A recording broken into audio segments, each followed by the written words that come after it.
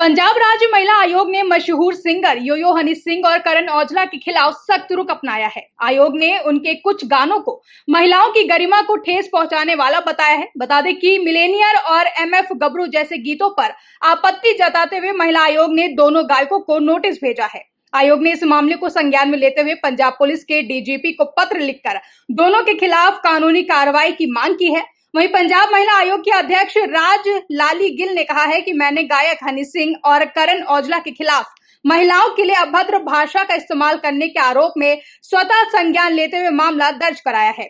जब ये गायक महिलाओं के लिए अभद्र भाषा का इस्तेमाल करते हैं तो ये हमारी संस्कृति का अपमान है। इसके साथ ही हनी सिंह और करण औजला को 11 अगस्त को आयोग के सामने व्यक्तिगत रूप से पेश होने का निर्देश भी दिया गया है। देखिए, ये सबने गाना सुना है और सभी इस बात पे ऑब्जेक्ट भी करते हैं, लेकिन ये भी रियलिटी है कि उनके मिलियंस व्यूज भी आ रहे हैं इसके ऊपर। तो जिम्मेवारी जो है ये हमारी अकेली सिर्फ विमेन कमीशन की नहीं है कि हम उसके ऊपर एक नोटिस लें।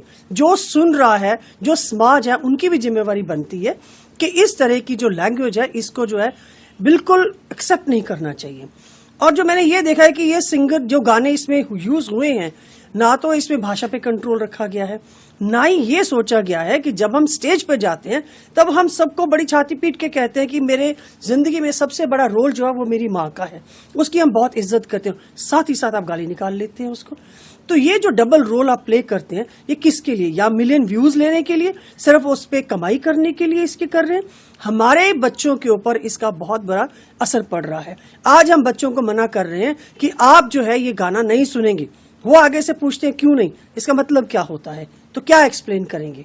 तो मुझे लगता है कि जो सिंगर्स हैं इनको भी अपनी जिम्मेवारी समझनी चाहिए कि उनका सिर्फ एंटरटेनमेंट करवाना ही उनकी जिम्मेवारी नहीं है या उनका ये काम नहीं है।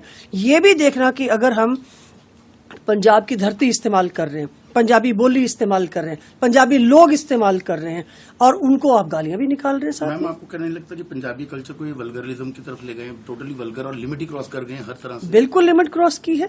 और अगर ये इसके पीछे छिपते हैं कि हम तो बाहर देश में इसका जो है वहां रहते हैं, वहां का जो कल्चर ही है, ये तो बड़ी कॉमन सी बात है ये सारे वर्ड यूज करने, तो वहां के लोग इस्तेमाल करें, वहां का धरती इस्तेमाल करें, वहां की भाषा इस्तेमाल करें, ना कि पंजाब का इस तरह से कल्चर खराब किया जाए।